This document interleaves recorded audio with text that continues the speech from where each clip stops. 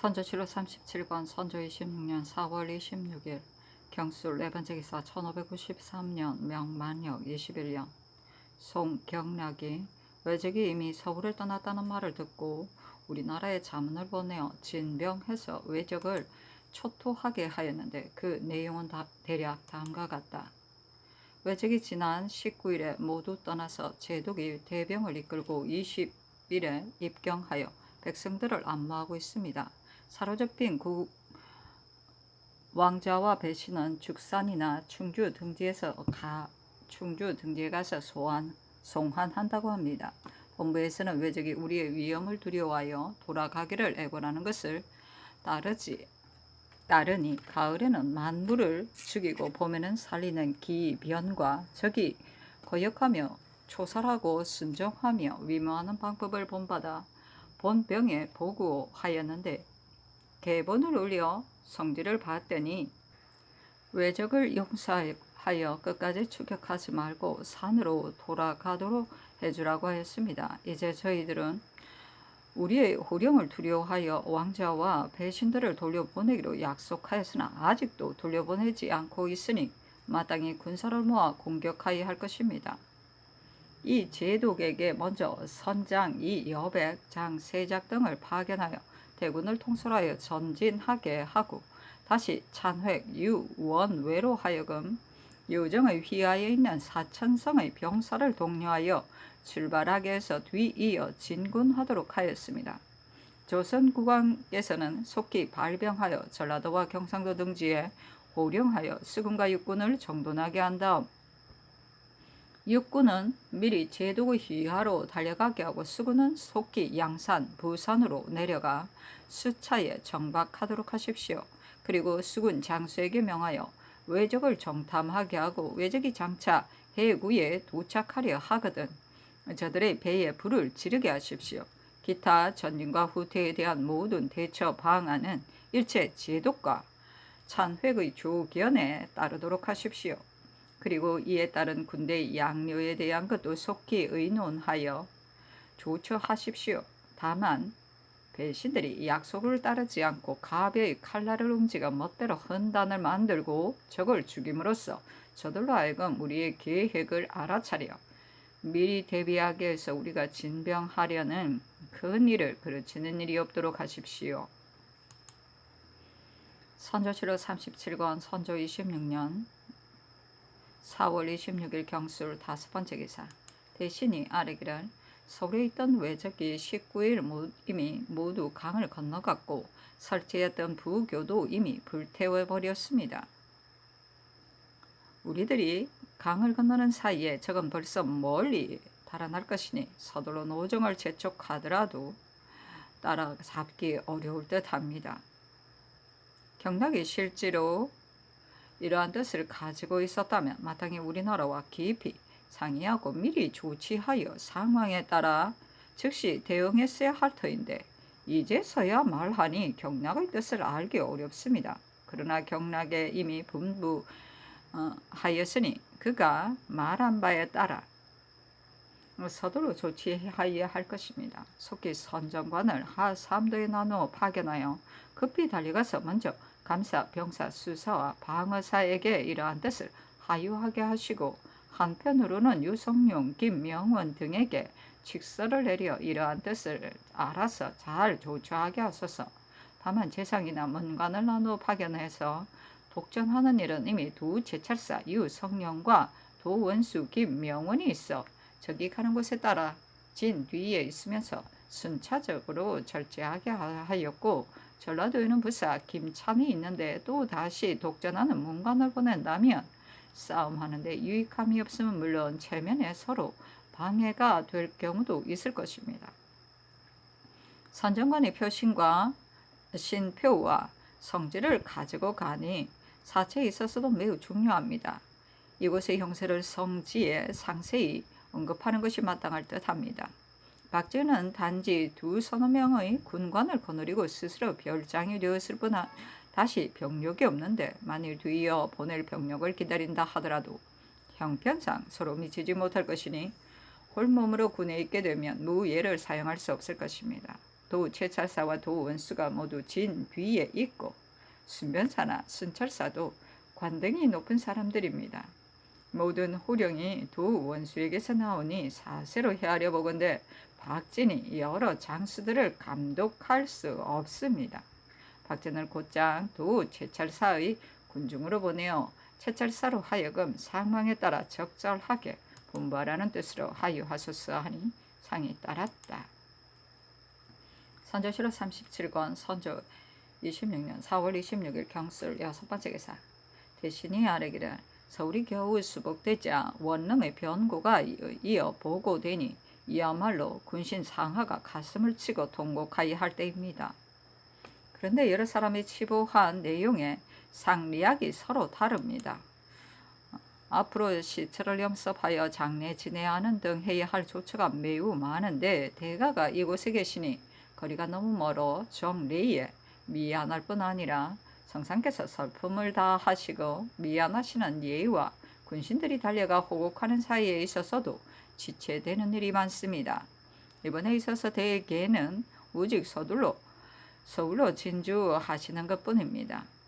여러 사람들의 생각이 이와 같으므로 감히 아뢰입니다. 하니 상이 이르기를 경략이 멀지 않은 곳에 있고 여기에 있으면서 또한 주선할 일이 있으니 쉽게 나아갈 수 없다 하였다.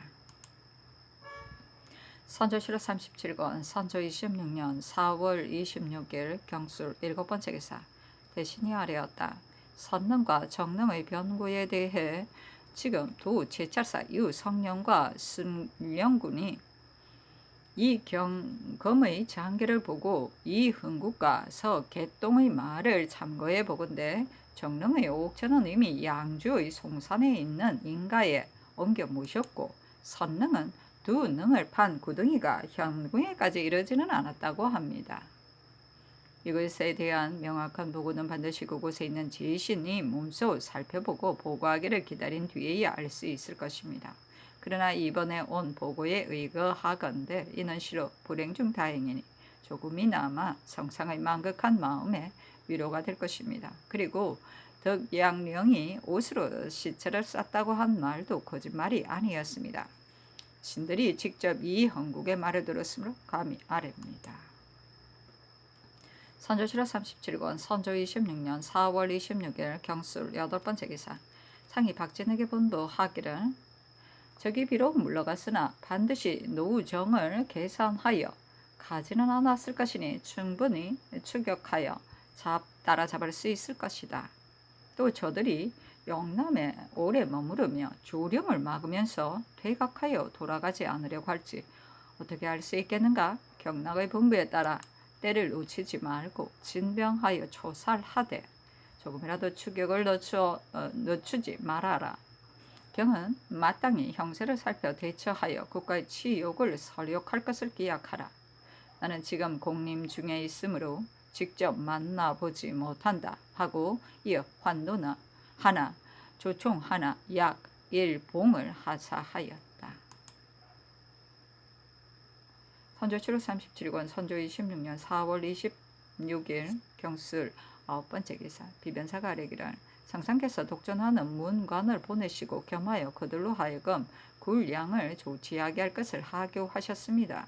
진병하여 추격할 때 소용되는 굴량은 각 도에서 미리 조처, 관찰사가 직접 운반하여 공급해야 합니다. 그런데 이제 별도로 수합하려고 한다면 시일이 지연되어 조치할 수 없을 뿐만 아니라 반드시 소란스러워 염려가 있을 것 같습니다. 별도로 사명을 파견하는 것은 유익함이 없을 것 같습니다. 하니 이에 정원에 분부하기를 비변사에서 이와 같이 법년이 회개하였다. 그렇다면 굴량을 다시 조처할 방도가 없단 말인가? 다시 의논하여 아래라 하였다. 회개하기를 각처에 있는 공사의 저축된 양곡이 이미 모두 구걸되어서 굴량을 조달하는 일에는 여력이 없습니다. 그러나 지금 별도로 신관을 파견한다 하더라도 유익함이 없을 듯합니다. 별도로 조처할 일은 이미 도 제찰사에게 하유하였습니다. 하니 상이 이르기를 나 역시 그런 줄 알고 있다. 그러나 어찌 대책이 없겠는가? 만약 굴량이 없으면 중국군이 전쟁을 하더라도 장차 그와 같을 것인데 무슨 일을 할 수 있겠는가? 외적은 반드시 곧장 돌아가지 않고 영남의 주둔에 있을 것이다. 내일 모두 모여 다시 의논하여 아뢰라 하였다. 선조실록 37권 선조 26년 4월 26일 경술 10번째 기사 좌찬석 정탁이 유원회와에게 문안하고 와서 아뢰기를 유원회의 행차는 그날 신시에 승령관에 도착하였습니다. 신은 유원회에게 우리 조상께서 요즘 선묘에 만극한 병고를 당하여셔서 현재 변복을 하고 애통 중에 계시므로 몸소 노야에게 문안 드릴 수 없어 배신으로 하여금 문안하도록 하였습니다. 명을 전달하는 자가 나와서 겨우 말을 채 끝내기도 전에 원외는 심하게 성을 내며 외인을 내쫓고 김 판사와 박 통사를 만을 남겨두라고 급히 명령 내렸습니다. 신이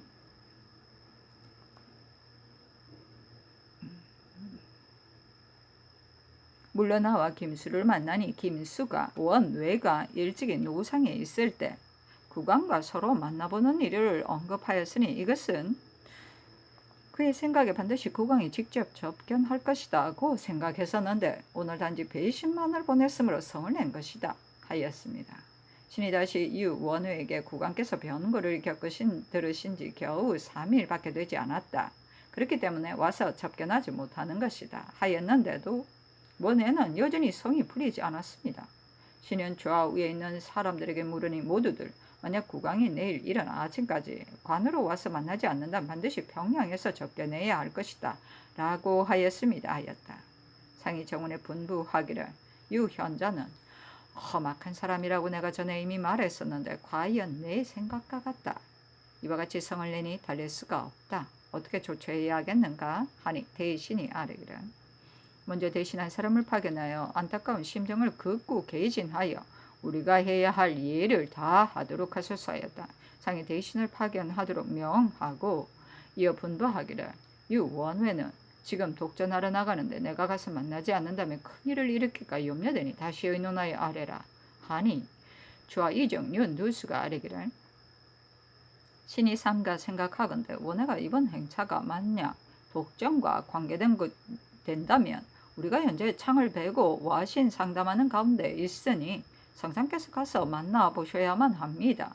지금 만극한 변을 당하셨지만 고인들이 이른바 머리를 틀어 올리고 일어나며 소매를 떨치고 달려간다는 것이니 이 역시 효가 되는 것입니다. 지금 순안을 격려하여 간다면 반드시 한번 만나실 수 있을 것입니다. 하였는데 상이 따랐다.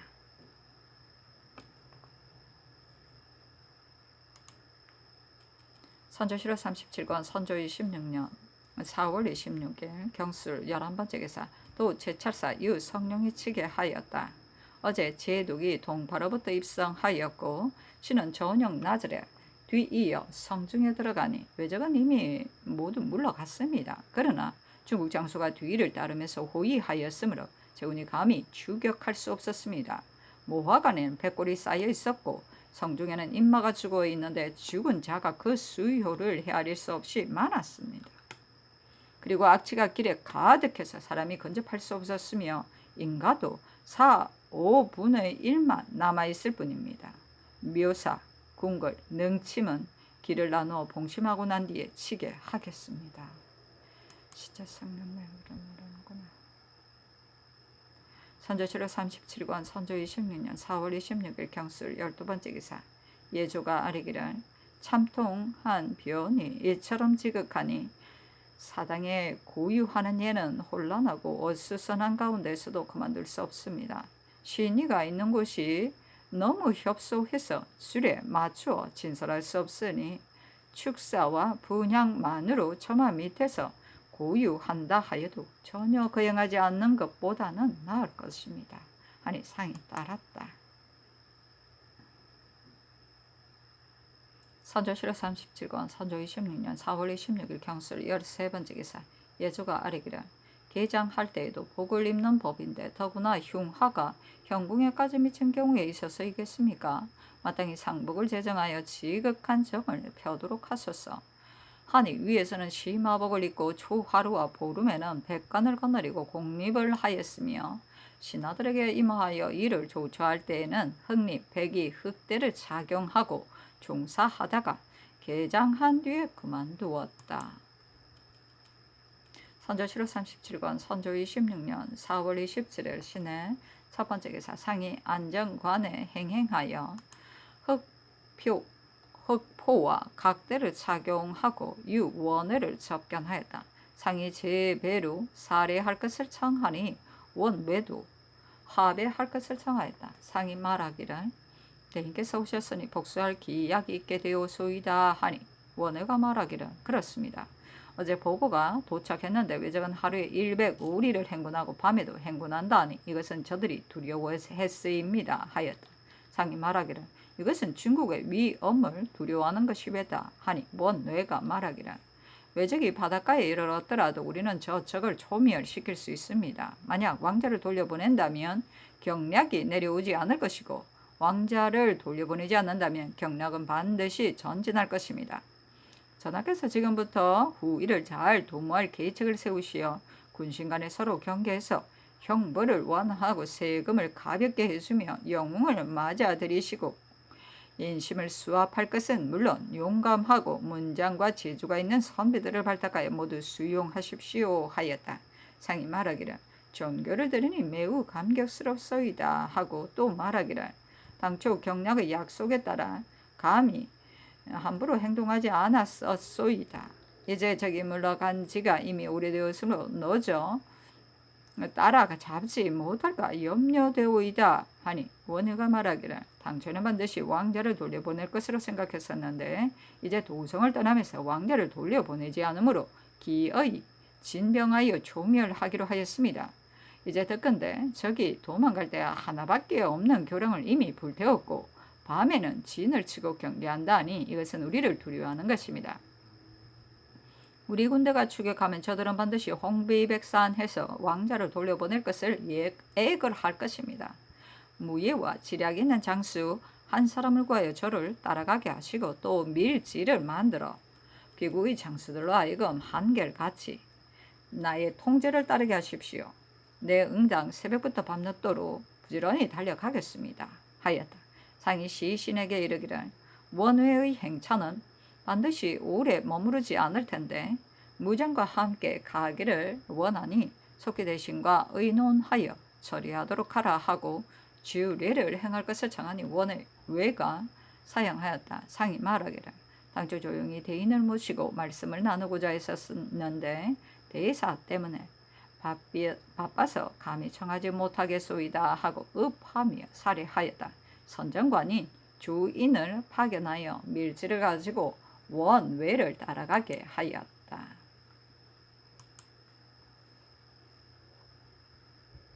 선조실록 37권 선조 26년 4월 27일 신해 두 번째 기사 저물역의 상이 영유의 행궁으로 돌아오다. 선조실록 37권 선조 26년 4월 28일 임자 첫 번째 기사 대신이 아뢰기를 산릉은 국가의 대사입니다. 정릉을 다시 정한 뒤에는 그곳의 지형에 대해 밖에 있는 사람들은 잘 알 수 없었습니다. 다만 때때로 강물이 불어나면 홍산물까지 침수되어 재물을 수송하느라 작은 배로 정작 갖가지 왕래한 경우가 많았으므로 여러 사람들의 의논이 매양 미안하다고 해온 지 오래입니다. 문정왕후가 돌아가셨을 때 명종께서 능을 옮긴 이후로 국가에 길한 일이 없었다고 하시고 별도로 태릉을 정하기까지 하였습니다. 근자에 일어난 참통한 화가 이처럼 만극하니 여러 사람들의 마음이 편안치 않음이 더욱 심합니다. 어떻게 해야겠습니까? 감히 아뢰입니다 하니 상이 이르기를 나도 약간은 이러한 생각을 가지고 있다. 그러나 대사이니 마땅히 여러 사람의 의견을 따라야 할 것이다 하였다.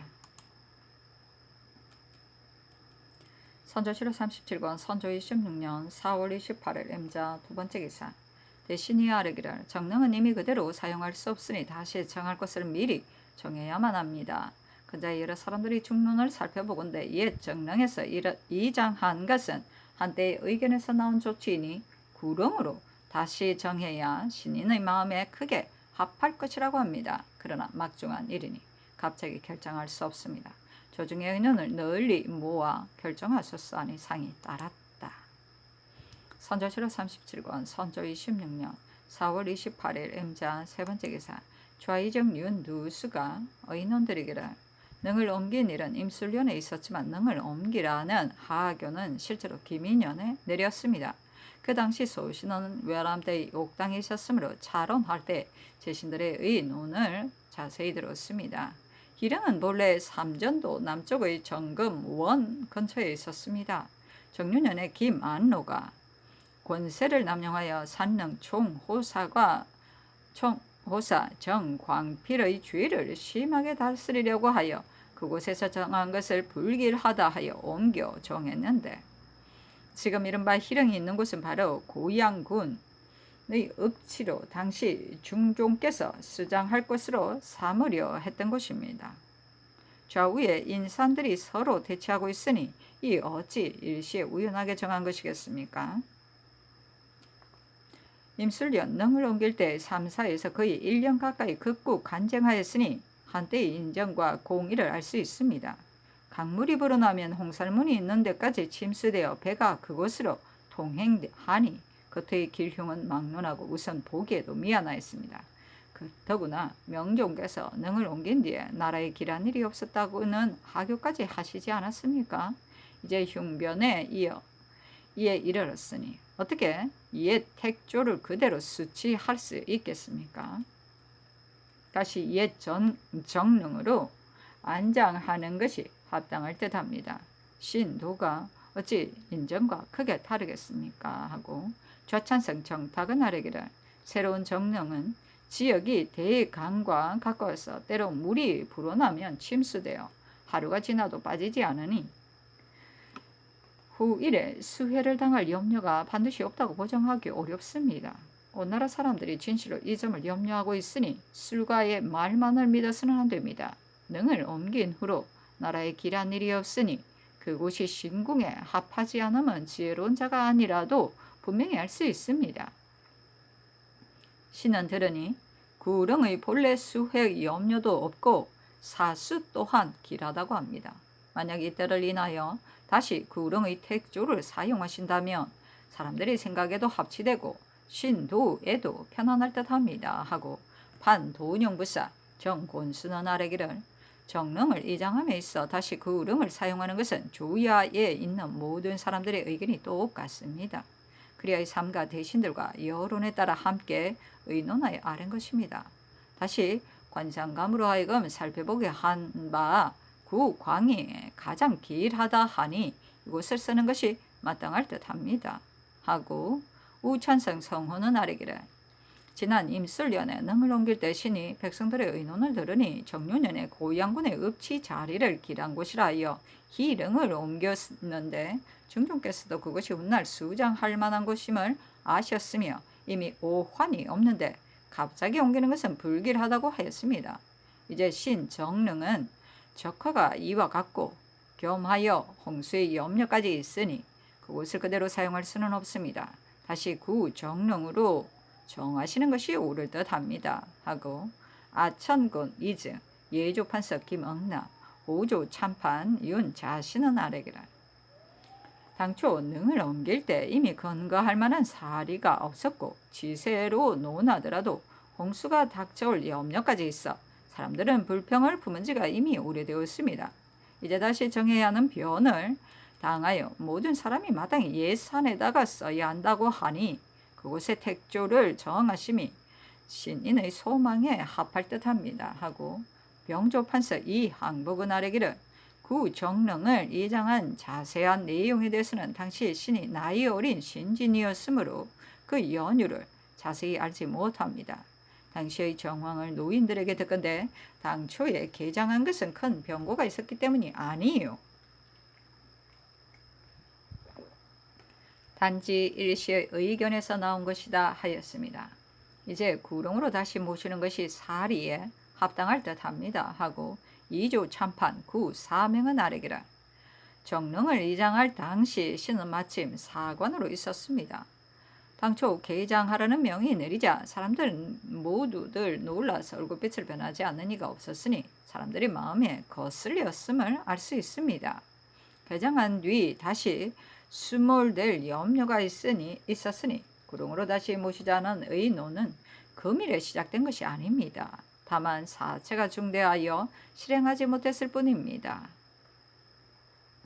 이제 적변 때문에 이미 옥체를 모시고 강을 건너와 양주 땅에 임시로 빈소를 차렸으니 구릉으로 정하는 것이 여론에 부합됩니다.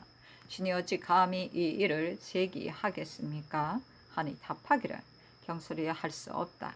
다른 배신들도 있으니 그들에게도 물어보고 조정에 있는 제신도 빠짐없이 의견을 개진하게 하라 하였다.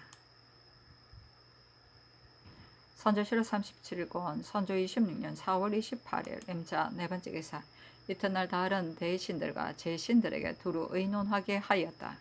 위정류 홍이 의논드리기를 애당초 정릉을 이장할 때 산천이 길하지 않다고 해서 이장한 것이 아니었습니다. 단지 그곳이 본래 여염의 풀묵간이었으므로 능을 옮기라는 명이 있게 되었던 것입니다. 희릉을 모신 곳은 본래 고양군이 업치이니 반드시 풀무간이 있을 것이라고 해서 그랬던 것입니다. 당시의 소우시는 정은이었는데 40일 동안이나 간쟁하였으며 차자를 올리기까지 하였는데도 윤호를 받지 못하였습니다.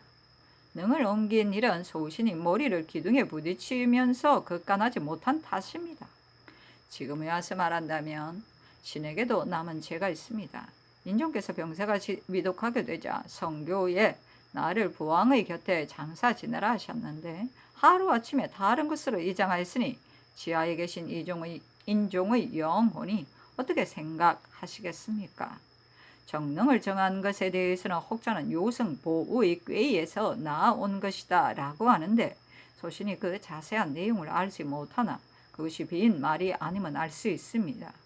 태릉께서 승하신 뒤에 소신은 산릉 낭청으로서 전에 정한 정릉의 곁에 가서 일하였는데 명종께서 정교하시기를 정릉은 불길하다 하시어 마침내 태릉으로 이장하게 되었으니 능을 옮긴 일은 애당초 명종의 뜻이 아니었습니다.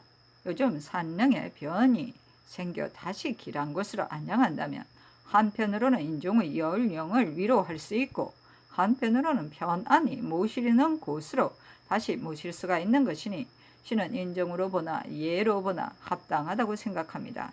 오직 성상의 결정에 달려 있습니다 하고 영돈영부사 정철이 의논드리기를 신정릉은 절대로 그대로 사용할 수 없습니다. 다시 구릉을 사용해야 한다는 설에 대해서는 신의 생각에 애당초 정릉을 개장한 것은 사실 피해야 할 만한 재난이 있어서도 아니었고 옮겨야 할 만한 명분이 있어서도 아닌 것으로 단지 한때의 의견에서 나온 것일 뿐이었으니 그렇다면 지금은 이른바 구릉으로 다시 모신다는 것은 이치에 맞는 듯 합니다. 다만 능을 옮겼다가 다시 그곳을 사용하는 것이 예의에 어떠한지 모르겠습니다.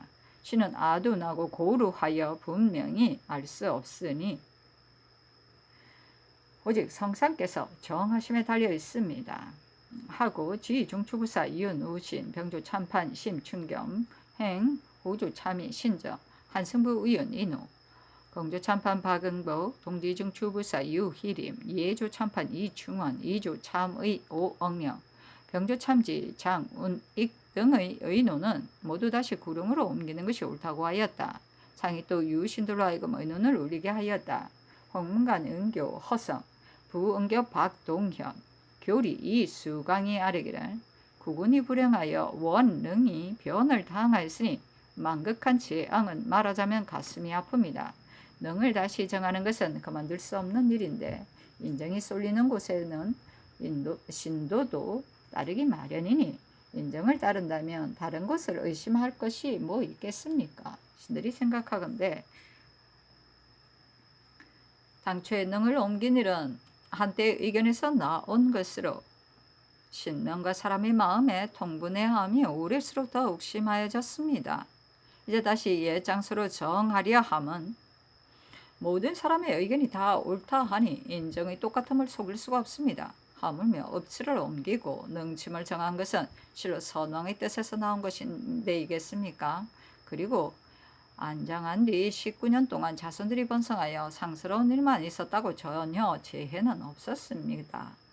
신들이 생각하건대 신도가 편안히 여기는 것은 마땅히 저 신능이 아니고 이 구릉일 것이라고 여겼습니다. 신들이 또 듣건대 정릉 곁에 부장하는 것은 인종께서 돌아가실 때 안석에 의지해서 내리신 하교로 사람들의 입에 전파되어 지금까지 있지 않고 있습니다. 이제 구름으로 돌아가시면 온 나라의 인정이 순응할 뿐만 아니라 하늘에 계신 두 성상의 영을 위로하는 것이 될 것입니다. 하였다. 선조 7월 37권 선조 26년 4월 28일 임신 5번째 기사. 상이 정원에 분부하였다. 서울이 수복되었으니 다시 군신을 거느리고 망권례를 행하여 황제의 은혜에 살해하여야 할 터인데 해조에서 아직 조처가 없는 듯하다. 또 평양을 수복하고 즉시 사은하지 않자 중국 장수들이 누차 말을 하였고 심지어 석상서까지도 잘못이라 하였으니 이제 사은사를 보내야만 할 듯하다. 아울러 예조에 이르라. 선조 7월 37권 선조 26년 4월 28일 임자 6번째 기사. 예조가 아뢰기를 망골례는 즉시 거행해야 마땅하나 성상께서 지금 망극한 변을 당하였으니 성복하기 전에 예를 행하는 것은 미안합니다.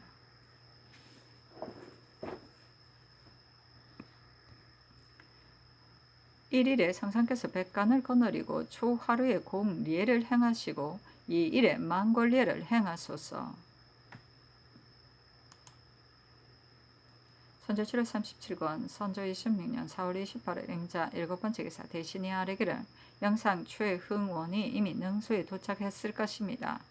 제궁의 옥체가 변을 당한 곡절을 자세히 조사하고 불탄 곳 이외의 능내 여러 곳과 의심스러운 지역을 두루 찾아서 사실을 알아내어 치게 하라는 뜻으로 최흥원에게 하유하시면 어떻겠습니까? 하니 상이 따랐다. 선조 7월 37권 선조 26년 4월 28일 임자 8번째 기사. 선릉의 광중에는 불탄 흔적만 있었는데 오상군 이현이 종이로 그 죄를 쌓아놓고 기다렸다.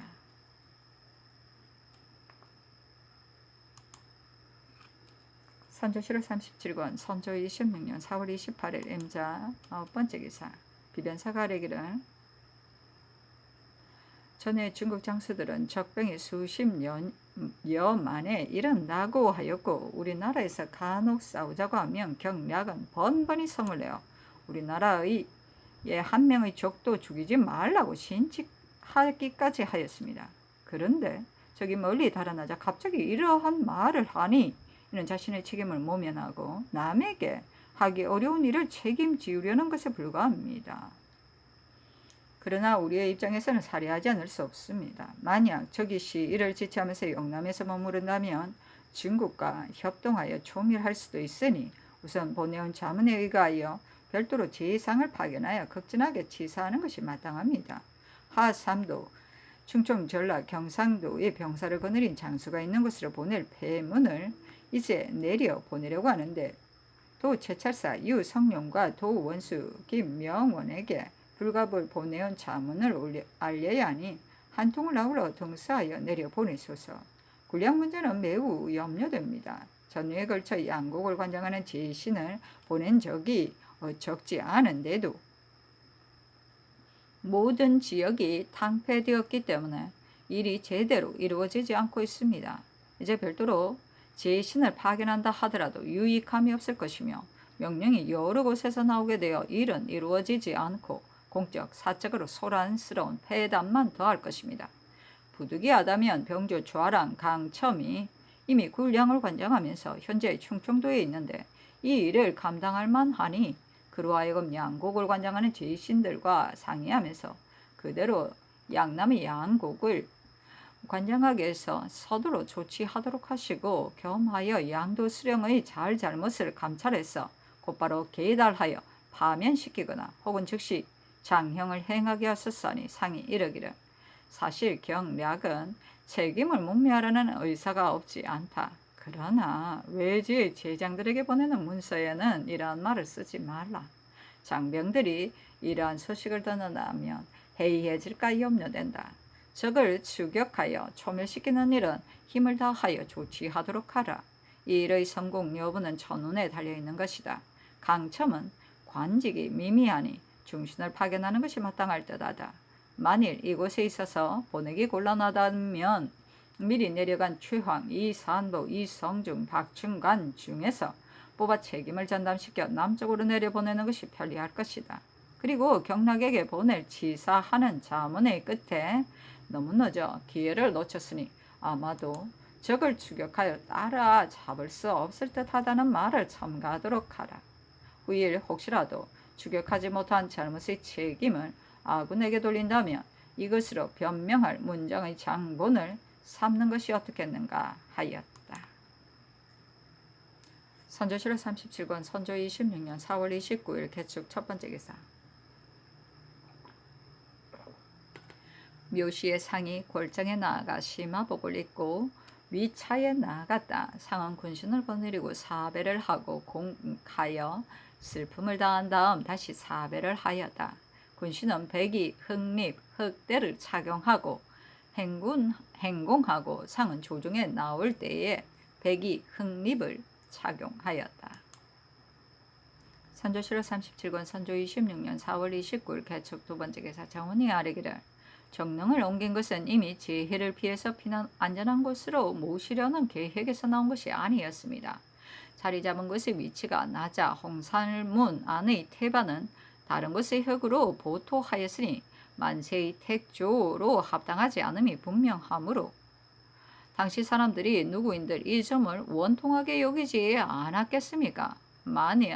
다만 일이 매우 중요하여 감히 가벼이 의논하지 못하였던 것입니다. 이제 만극한 변고를 만나 다시 구릉으로 정하신다면 장구의 유명간에 서운함이 있을 것입니다. 신들은 외람되이 근밀한 지위에 있으므로 우르르 성총을 번거롭힙니다. 하니 상이 알았다고 전교하였다. 선조실록 37권 선조 26년 4월 29일 개축 세 번째 기사. 상이 대신에게 분부하였다. 군신상하가 마땅히 적을 토벌하여 복수하는 것으로 뜻을 정하여야 하니 경락이 적을 추격하지 말라고 금지하더라도 응당 이에 논박하며 적을 토벌해야 할 것이다. 하물며 지금은 경락이 이와 같이 명령을 전했으니 계책을 세워 조치하지 않는다면 아마 기회를 놓친다는 비난이 없지 않을 것이다. 기타의 다른 일은 어제 이미 전교하여 하사하였다. 다만 지금 시취할 때에 7전에는 합격했는데 기사에서 실격한 자들은 역시 활을 사용할 수 있는 정병이다. 만일 방을 내걸어 효유하여 서로 응모하게 해서 박진의 군대로 달려가게 하되 적의 수급 하나를 베어받치면 홍패를 주게 하라. 이와 같이 한다면 혹 응모하는 자가 있을 것이다. 한두 용사도 관계가 되니 의논하여 아뢰라. 선조실록 37권 선조 26년 4월 29일 개축 네 번째 기사. 간원이 아뢰기를 근래 조정의 효력이 한결같지 않아서 백성들에게 신임을 받지 못한 지가 오래되었습니다. 이번에 양국을 운반하는 일은 백성들의 힘이 이미 고갈되었는데도 부득이 별도의 사목을 설정하여 그들로 하여금 운반하도록 하였었습니다. 그런데 운반하고 나서 석수를 더 배정하기만 하고 즉시 면역하거나 상직을 하는 등의 첩을 준허해 주지 않아 신의를 잃었습니다. 백성들이 모두 매우 원망하고 있으니 얻은 것은 적고 잃은 것은 많습니다. 한결같이 이전의 사목에 의하여 시행하게 하소서. 적을 추격하는 일은 당초에 중국 장수들에게 견제받아 마음대로 할 수 없었으니 오나라의 신민들이 팔뚝을 걷어붙이고 원통해 하지 않은 이가 없었습니다. 이제 중국 장수들이 생각을 바꾸어 분부를 잘 하였으니 저적을 섬멸할 수 있는 기회를 놓쳐서는 안 됩니다. 그런데 모든 조처와 계획이 모두 이완되어 합당함을 잃고 있습니다. 당초 강첨에게 막중한 일을 맡긴 것도 이미 놀라웠는데 선교를 받들었으니 더욱 신중을 기하여 선택해서 이를 성사시키도록 했어야 옳았을 것입니다. 그런데도 박춘관을 보낼 것을 요청하였습니다. 춘관은 성상께서 말씀하신 가운데 언급된 자이나 사람들 및 부박 황탄하여 이를 제대로 처리하지 못해서 일찍이 임무를 받은 지역에서 하나도 볼만한 성과를 거두지 못했습니다. 비록 보통의 직책이라도 결코 다시 맡기가 어려운데 하물 이와 같이 중대한 군기를 어떻게 이와 같은 사람의 손에 맡겨서 후회를 남기게 할 수 있겠습니까? 속히 개차하고 각별히 뽑아 파견하소서. 비변사도 잘못한 점이 없지 않으니 해당 당상관을 추구하소서 하니 상이 따랐다. 선조실호 37권 선조 26년 4월 29일 개축 5번째 기사 경상우도 관찰사 김성일의 조울기 아이고야 돌아가셨구나. 선조실호 37권 선조 26년 4월 29일 개축 6번째 기사 예조가 아래기를 이 일의 망골리의 의주에서 모든 무도의 절차를 빼도록 하소서 하니 상이 분부하기를 중국을 위해서 하례를 베푸는 것이니 마땅히 무도하는 절차가 있어야 할 듯하다. 진사할 때에는 마땅히 오배와 삼고두의 예를 행해야 할 듯하다 하였다. 선조실호 38권 선조 26년 5월 1일 갑인 첫 번째 기사 상이 백관을 거느리고 골정에 모여 곡하였다. 선조실호 38권 선조 26년 5월 1일 갑인 두 번째 기사 상이 대신들에게 분부하기를 경락이 자문을 보내어 왔으니 두 통의 답세를 준비하여 대신을 보내어 가지고 가서 감사하다는 인사를 하게 하라. 그리고 대인이 군대를 거두어 회군하기 전에는 서로 만나지 않겠다고 누차 말하였기 때문에 우리 국왕이 감히 대인의 명령을 어길 수 없다. 대인께서 천자의 밝으신 명령을 받들어 우리나라에 오니 국왕께서 외람되이 번신이 되어 어찌 감히 물러나 있겠는가. 대인이 지나갈 때 여러 신하들을 거느리고 교회에 나가 맞이하고서 물러나고자 한다고 하셨다 라고 말하게 하라. 이 뜻을 대인에게 품할 만한 형편이 되거든 주선에서 엄밀하게 품하고 혹시 허락하거든 마땅히 행해야 할 세부 사항을 아울러 자세히 살펴서 급히 치게 하라 하고 이어 정원에 전교하기를 전에는 경락이 뒤에 있으므로 감히 그대로 두고 떠날 수 없다고 했었는데 지금 경락이 이 일에 동쪽을 떠난다고 하니 내가 물러나 이곳에 있을 수 없다. 나를 가리어 진주하여 할 것이다. 다만 이 일로와 양경에 중국군이 온통 차 있으므로 혹시 다른 길로 해서 가서 우선 해주와 경성 근처의 다른 지방에 머무는지도 모르니 대신들은 이것을 의논하여 아래라 하였다. 대신들이 회개하기를 구도가 새로 수복되어 중의 여론이 날마다 대가가 돌아오기를 기다리고 있습니다. 또 선능과 정능 두 능의 변고가 있었으니 정리와 예의로 헤아려 보건대 마땅히 빨리 진주하셔야 하겠습니다마는 사실상 감히 가벼이 의논할 수는 없습니다. 지금 경략이 동쪽을 향해 출발한다고 하니 마땅히 전하의 전교대로 나를 가려 전진해야 할 것입니다. 황해도에는 해줄 만한 곳이 없지만 직로에서 멀리 떨어져 있어 궁벽하니 중국군을 적응하기에는 불편할 듯하며 연안은 계성과의 거리가 가깝기는 하지만 물산이 적어 역시 불편할 듯합니다. 우선은 해주에 머무르소서 하니 상이 따랐다.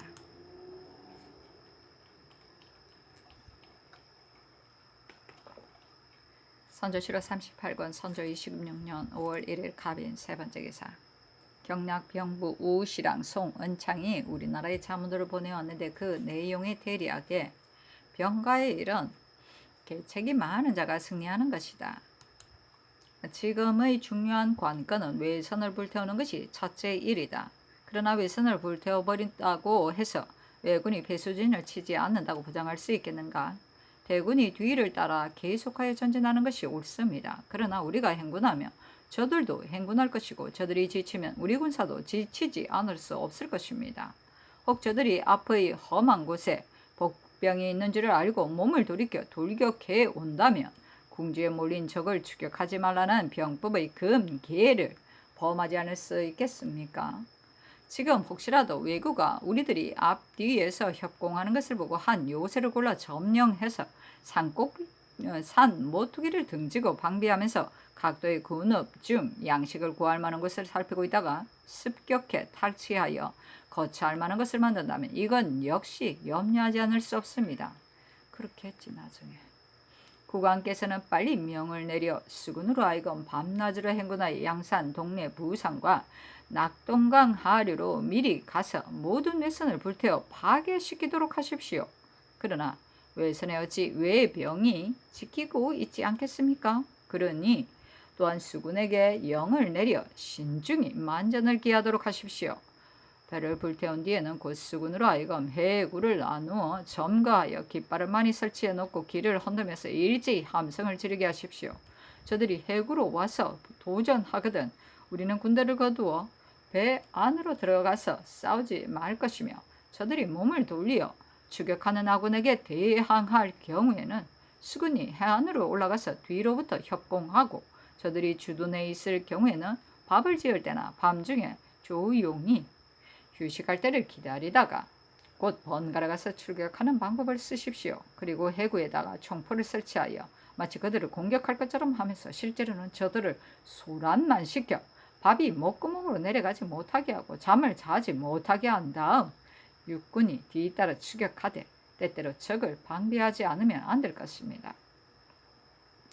추격병의 한 부대는 10분의 2 정도의 병력으로 6기병을 만들고 대군은 중앙에 위치한 다음 좌군과 우군은 양 날개처럼 벌리고 있다가 외적이 몸을 돌려 대적하거든 6기병이 먼저 그 선봉을 저지하고 대군이 따라 진격하도록 하며 외구가 양쪽으로 나누어 횡대로 진격해 오거든 우리의 좌군의 우군이 먼저 진격하여 적을 저지하고 대군이 따라 맞아 싸우게 해야 할 것입니다. 또 저들이 요새를 점령하고 머무를 경우에는 우리 군사도 역시 험한 요새를 점령하여 대비할 것은 물론 저들이 와서 싸움을 걸더라도 우리는 그들과 굳이 싸울 필요가 없으니 저들은 양식이 다 떨어지면 형평상 반드시 도주하고 말 것입니다. 따라서 아군도 전로를 살펴 나누어 배치하여 잇따라 진격해야 할 것입니다. 이것은 범을 충동질하여 산을 떠나게 하는 방법입니다. 각 고을의 방로에 있는 외적 가운데 섭격해서 잡을 수 있는 경우에도 빨리 공격한 각 고을의 군병을 조달하여 요해처럼 미리 보내어 도량을 깊이 파고 파루를 높이 쌓아 오로지 적의 통로를 막기만 해야 할 것이요. 외구와 싸워서는 안 됩니다. 외구들은 양식이 떨어지면 틀림없이 오래 공격할 수 없어 반드시 어지러이 도망하게 될 것입니다. 그런 다음에 대군이 기회를 보아 선멸의 한 사람도 살아 돌아가지 못하게 하십시오. 그 사이 온갖 변화는 멀리서 헤아리기 어려운 것이므로 제대로 제압할 수 있는 것은 군을 이용소라고 있는 각 고을에서 계획대로 행동하여 만전을 기하도록 힘쓰는 데 있는 것입니다. 하인데 상이 정원에 전교하기를. 경락이 또 자문과 폐문을 보내어 서두르기를 이와 같이 하니 아마도 책임이나 때우려는 계책은 아닌 듯하다.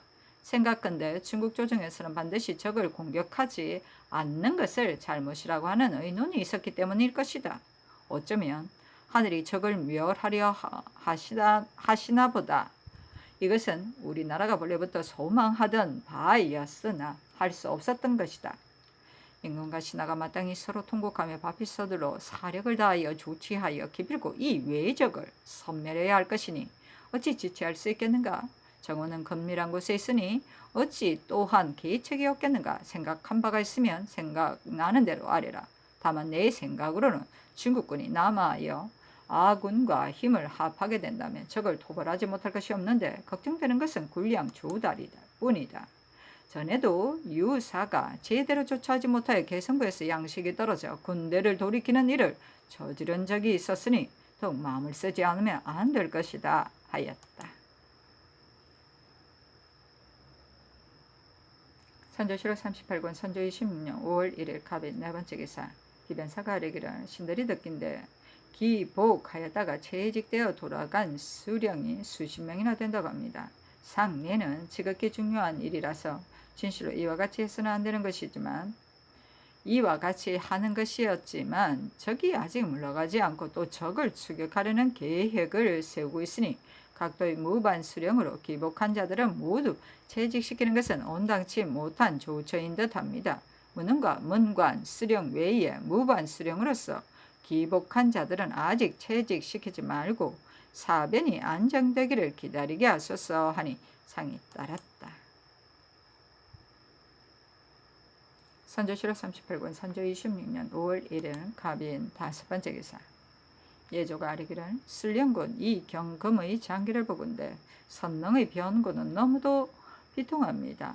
오늘 전하께서 백관을 거느리고 공립하시었으니 내일의 만골례는 우선 정지하소서 하였다. 전교하기를 이것은 정리에 있어서 만극한 일이기는 하지만 이미 한 차례 공립하였는데 서장이 올 때마다 매번 공립해야 하는가? 예는 어떠한가? 예조에 하문하라 하니 예조가 회개하기를 오늘 공립하시는 일에 대하여는 대신들에게 의논하여 입기하려 하였습니다. 지금 하교를 받들고 다시 대신들과 의논해 본 결과 전하의 전교가 진실로 마땅하니 공립하지 마소서. 내일의 만골례는 어떻게 해야 하겠습니까? 하였다. 상이 이르기를 공립하는 일은 다시 대신들과 상의하여 아뢰라. 사언하는 한 가지 일은 황상을 위한 일이다. 내가 듣건대 중국 사람들은 초상 때에도 사언할 일이 있으면 골문 밖에서 상복을 벗고 들어와 예를 행하고 나간다 하는데 이는 임금의 은혜를 중하게 여기기 때문일 것이다. 사언하는 일이 자꾸 늦어지니 내 생각으로는 공림한다 하더라도 내일 사언하는 일은 날짜를 물려서는 안 될 것이다 하다 하니 예조가 아뢰기를 다시 대신들과 의논해 보니 처음 병고를 듣고 나서 이미 3일 동안 공례를 행하였는데 지금 또 다시 공림하는 것은 온당치 못할 듯하다고 합니다. 오는 이 일 사언하는 일은 전하의 전교대로 행하겠습니다 하였다. 상이 정원에 전교하기를 내가 사은례를 행하는 데에 이곳의 노소들과 이곳에 온 모든 사람들이 백관의 반열 뒷줄에 물러나 서서 함께 배리하고 머리를 조아리게 하면 이는 모든 시민들이 황제의 은혜에 감사하는 것이 되며 백성들 또한 황제의 은혜를 알아 지극히 감격해 할 것이니 이 뜻을 미리 교유하여 예를 행하도록 하라 하니 예조가 회개하기를 황제의 은혜에 감사하는 드리는 일은 한결같이 전하의 전교대로 시행하겠습니다. 이는 진실로 세상에 드문 훌륭한 의식입니다. 대신들의 뜻도 이와 같습니다 하였다. 상이 따랐다.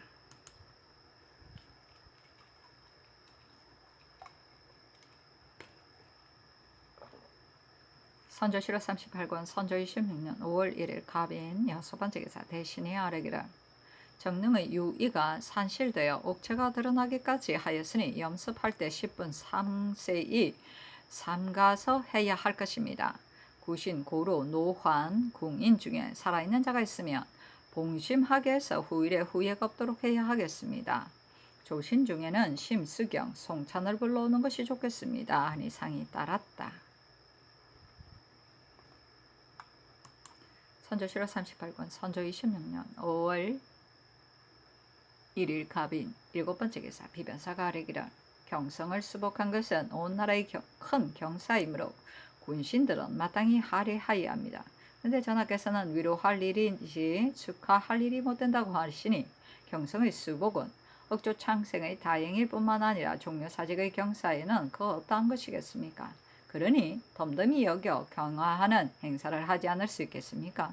또 사방 백성들은 오랫동안 적의 수중에 들어가 있어서 오늘날 경성을 수복한 일을 모르고 있을 것이니 사신을 보내 통요함으로써 황은과 종묘사직이 다시 회복된 내용을 분명히 알려야 할 것입니다. 내일 전하께서 황은에 감사드린 후에 신들이 여러 백녀와 백성들을 거느리고 골문 밖에 나아가 성은에 감사드리겠습니다 하니 상이 따랐다. 선조실록 38권 선조 26년 5월 1일 갑인 8번째 기사. 산부가 아뢰기를 의곡을 바치기를 원하는 자들이 스스로 양곡을 준비하여 먼 길을 고생스럽게 와서 행제소에 이르렀으니 그 정성이 가상합니다. 해관은 마땅히 납부하는 대로 즉시 고납해야 하는데 시간을 끌고 원하는 대로 신속히 처리하지 않아 오랫동안 짓지 않는다는 원망을 사고 있습니다. 의곡이나 굴 양을 납부한 자에 대해서는 을의 공을 보상하는 규정이 있는데도 공평하게 시행하지 않아 지속과 선후를 사람에 따라 하지 않고 정탁에 따라 하기 때문에 백성들이 크게 실망하고 있습니다. 바라건대 해주의 당상관과 생낭창을 모두 추구하도록 명하시어 똑같이 처리하게 하소서 하니 상이 따랐다. 선조실록 38권 선조 26년 5월 1일 갑인 9번째 기사 비변사가 아뢰기를 중국군이 회군할 때 연양을 베풀고 호개하는 일은 모두 평양에서 맡아 준비하고 있는데 총병, 유격 등의 장수들이 일시에 도착한 것이 아니고 각자 지휘하는 군사를 이끌고 차례로 계속하여 지나갈 것이니 연회를 수관하는 관원을 때에 맞춰 미리 보내어 도착하는 대로 연회를 베풀어야 할 것입니다.